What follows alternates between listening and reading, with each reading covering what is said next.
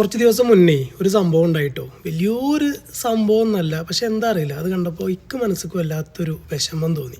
ഞങ്ങളിവിടെ ഒരു സൂപ്പർ മാർക്കറ്റിലേക്ക് പോയതാണ്, ഞാനും എൻ്റെ ഫ്രണ്ടും. ഞങ്ങളിങ്ങനെ പച്ചക്കറി തിരഞ്ഞുകൊണ്ട് ഇരിക്കുകയാണ്. അപ്പോൾ അപ്പുറത്തൊരു ഫാമിലി ഉണ്ട്, ഒരു മലയാളി ഫാമിലിയാണ്.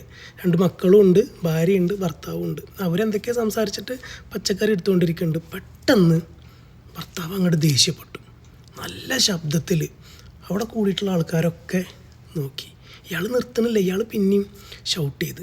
ആദ്യമൊക്കെ ഈ ഭാര്യ ഇങ്ങനെ കേട്ടിട്ട് തന്നെ നിൽക്കണം. പെട്ടെന്ന് എല്ലാവരും ഇങ്ങനെ ഇവിടെ നോക്കിയപ്പോൾ ഇവൾക്ക് വല്ലാത്ത സങ്കടമായി. ഞാനൊന്നിങ്ങനെ ഇടങ്ങണോണ്ടിങ്ങനെ നോക്കിയ സമയത്ത് മുപ്പത്തിയേര് കരയുക.